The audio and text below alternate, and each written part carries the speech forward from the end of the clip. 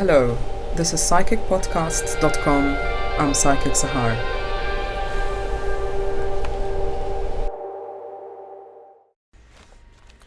Dr. Jude Currivan, thank you for coming back. You're very welcome, Sahar. I'd like to talk about your newly released book, The Eighth Chakra, what it is and how it can transform your life. Mm-hmm. What is the eighth chakra? Well, I guess that most of our listeners are familiar with the 7 chakras. When we come into incarnation, when we take on a personality, the energies of our personality, our human experience, are mediated through the 7 energetic vortices we call the 7 chakras that have been known since antiquity.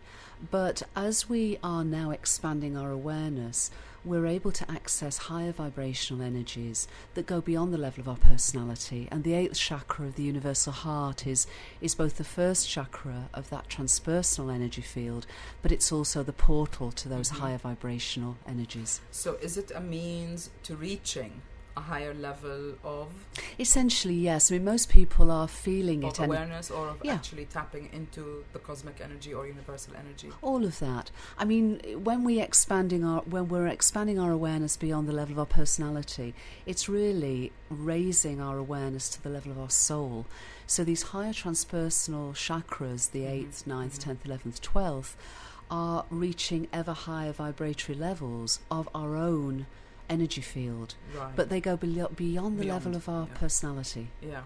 Now, I know because I've attended workshops with you, and of course we do our own joint workshop together, Heal the Whole, which incidentally for our listeners, Dr. Jude Currivan and I, we're holding one on the 4th of November this year. If you're in London, you can join us. But let me ask you, for a person who doesn't know or has not read your book yet, how can the 8th chakra, or knowing about the 8th chakra, how can it transform my life? On a practical level. On a very practical level. Well, really, our lives are less about our experiences than how we respond to those experiences. You know, it's the old adage, before enlightenment, chop wood, draw water. After enlightenment, chop wood, draw water. In other words, the experiences of our lives may not necessarily change, but our attitude towards them changes completely. Now, when we access the energies of the 8th chakra, of the universal heart, it's essentially as though we were climbing a hill. We'd been in a valley of perception. When we're in a valley, we can look around us and see so far. When we climb a hill, we can see so much further. We can see the terrain.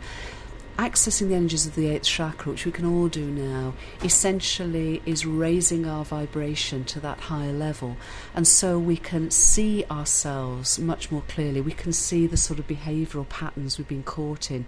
We can see the fears and the things that are holding us back. And we can see those with compassion and without judgment. And much more importantly, we can release them. So it is to do that it helps us raise our level of awareness, or is it being aware of it helps transform our vibratory level? It's both of it. Both ways. Because collectively we are all moving rapidly towards this shift of consciousness. It means that we are spontaneously expanding our awareness, which is why we're having this conversation now, and we would not have been having this conversation 10 years ago. And more and more and more people, exponentially more people, are finding that they're accessing levels of awareness and deeper understanding, and that's in a way the spontaneous opening of the 8th chakra. What I noticed is that when we did the workshop last year, I noticed that many of our participants said that they're able to deal with whatever issues or energies that we're carrying with them without being subjective. Absolutely, and that's the beauty of this, because it goes beyond the level of our personality. And when we incarnate, you transcend the personality. Exactly, because when we actually walk our human journey and we perceive ourselves as solely our personality, then of course we undergo experiences and hold traumas at the level of our personality. It's rather as though we're actors in a play, but we're method actors. We relate so much to the play and our role in it that we forget that we are indeed actors. Jude, why is it that we are becoming able to access its energies now? Because essentially the whole of the human race has journeyed in this evolutionary path for so long. We've explored essentially all that it means to be human from the perspective of light and shadow, male and female.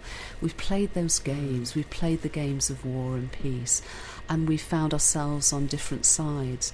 What collectively and at higher levels now, as the mystics of many traditions are saying, we're on the threshold of a shift of consciousness that takes us beyond this level of awareness and to a much deeper perspective of what the cosmos is all about. Leap of sort, basically. Absolutely. And you mention, or you talk about the solar, SOULAR, hero. Yeah. What is the journey of the solar hero? Well, in myth and legend, we may know of the journeys of the solar hero, SOLAR, such as Odysseus, such as Hercules, and indeed King Arthur was a solar hero, surrounded by 12 knights. That's right. Odysseus had 12 companions, and in fact Jesus Christ, who is perhaps the archetypal solar hero, had 12 disciples. 12 disciples, yes. And essentially the journeys of those heroes are journeys of the soul. They're both the journeys of the sun, but they're also the higher journeys of the soul, and they're journeys into wholeness, and that is the journey of the solar hero. On an individual level, or is it as individual they reflected this universal energy? Well, essentially we're all part of what I call the cosmic hologram, Yes. and therefore we're all microcosms. Yes. Indeed, so we're all both creation and co-creator. So we're microcosms and the whole. Affects ours, and us becoming aware of that. Exactly. What can I do to embody my highest purpose? Well, to begin with, the first step of the journey of the solar hero is to take responsibility. To acknowledge that we are responsible. We may not always understand that. Choices may have been made at a high level of our psyche or subconscious levels, but the moment we step into that, that acknowledgement of responsibility, we begin that journey of the solar hero, and we also begin to empower ourselves. And beyond that, I've identified 12 steps of the solar hero, because so many of the myths talk about 12 into 13. Yes.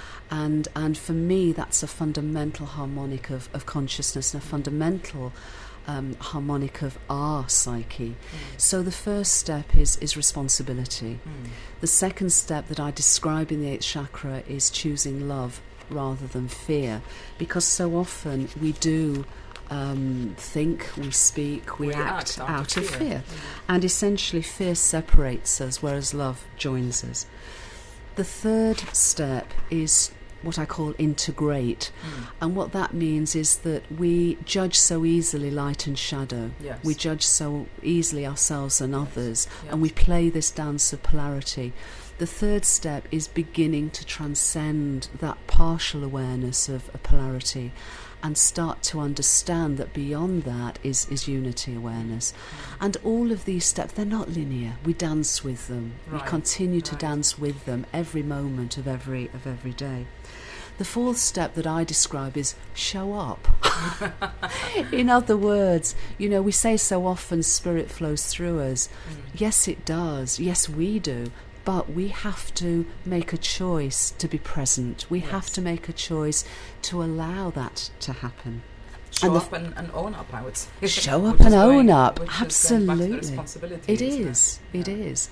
The next step that I describe is being in the now. I know a lot has been spoken about this, but it is crucial. And both in my previous book, The Wave, and this one, The 8th Chakra, I describe how the universe is co-created in every moment. And therefore being in the now is that moment of co-creation. We can't co-create from any other space or place, and yet we spend so much time going into the past or into the future.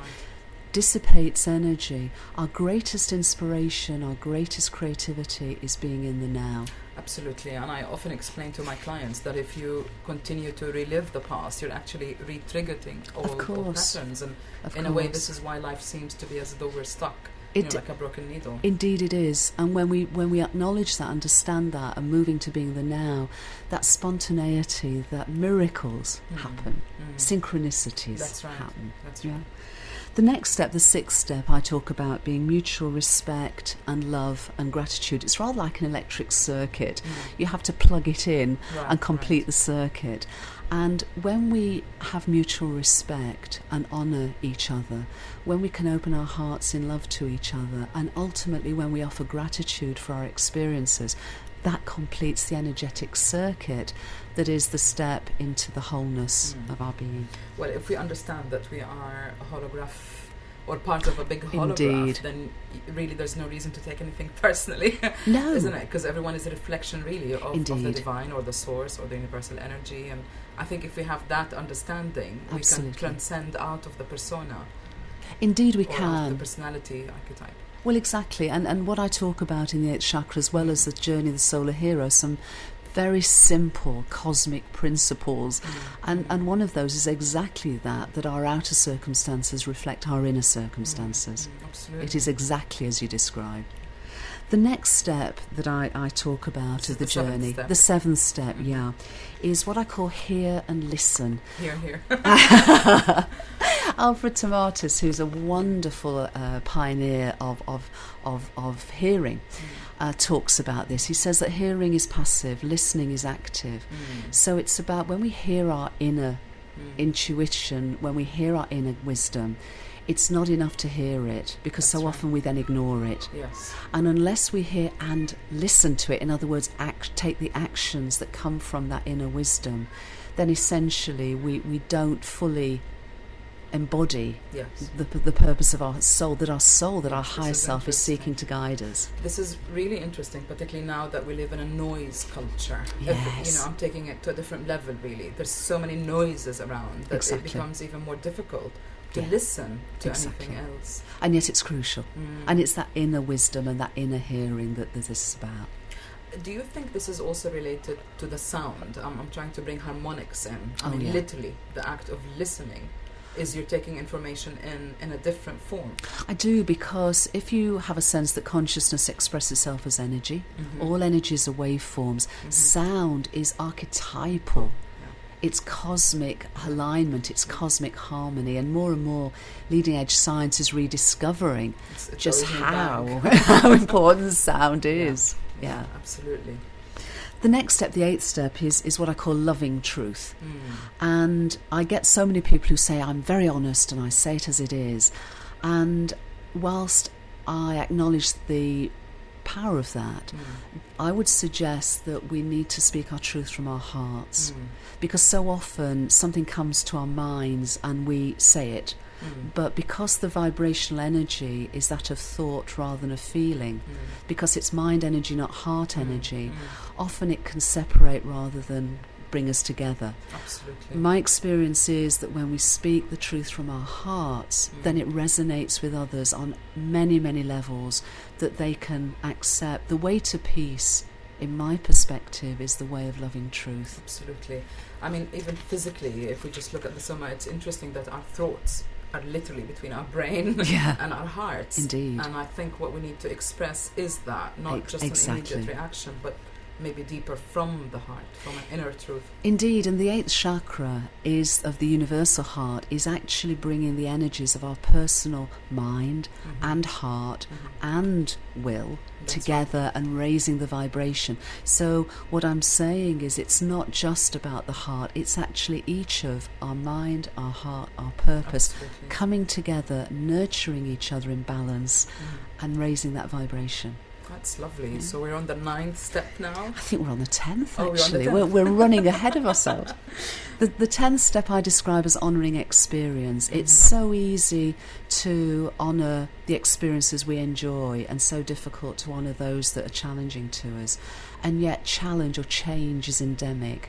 And by allowing experience to flow through us, rather than trying to hang on to the stuff we like and get rid of the stuff we don't, that is almost being a cosmic surfer. And that is, again, an incredibly important way in which the solar hero can fully empower themselves. I think, if I may mention here, on a practical level, when somebody's had a dramatic issue or a drama or a trauma, what you're saying is to integrate that as part of their life experience rather than to run away from it. Absolutely. I think the difference is to honour the experience, appreciate that nothing is by accident. Absolutely. Take from it what we can learn from it. The issue is when we hold on to the emotional trauma of it. That is where we both work as healers. You know, it's working with clients, and the 8th chakra is very much about helping people to help themselves in this regard, and to empower themselves in releasing the trauma of experience, but valuing the experience itself. Very much so. The 11th journey, the 11th step is the golden rule. And it's so simple and yet so profound. Do unto others as you'd ask them to do to you. In other words, see that we are all reflections of each other within the cosmic hologram. See that we are ultimately all one, and therefore when I hurt you, I hurt myself. Absolutely. And therefore the golden rule, as Jesus set it out 2,000 years ago, is I would actually say is even more important for us to live by than it's ever been. Absolutely. I mean, it's also Newton's first law of dynamic, every cause has an effect, which is really, if the effect you want is love, then what you must cause is love in the first place. It's energy in motion, and if you offer fear, that's what you'll get back. Yes, and it just circles round. That's what energy does. It just flows and moves. And the final, the 12th journey, is how I describe cosmic service, because if we as solar heroes... Cosmic service. Yeah. If you look at all of the solar heroes, they get to the end of the journey, they get to their 12th step or their final step, and essentially it's brought them full circle to the beginning, which actually opens and goes on to the 13th step, which completes and begins a new spiral. But essentially what it is offering ourselves up, is going beyond the me-empowerment of personal power and transcending to the empowerment of cosmic service. So when you say cosmic service, to the layman, what does that mean? It means opening ourselves up to our higher purpose. It means operating from a place of love. It means opening us up to understand and embody what we're here to do. Not taking life personally. Taking life personally. Something beyond that, or there's a wisdom beyond that to be extracted. And so many people that I'm seeing now are saying they know this. They know this deep inside themselves. But perhaps they don't know how to express that. Exactly. Yes. And now we're able to begin to express it. That's wonderful. Well, thank you very much for being with us today, and I wish you all the success with your 8th chakra book. And of course, for our listeners who want more information, they can check your website, which is www.judecurrivan.com. Very simple. And Sahar, thank you so much for inviting me today. Thank you, Jude. Bye-bye. Bye-bye.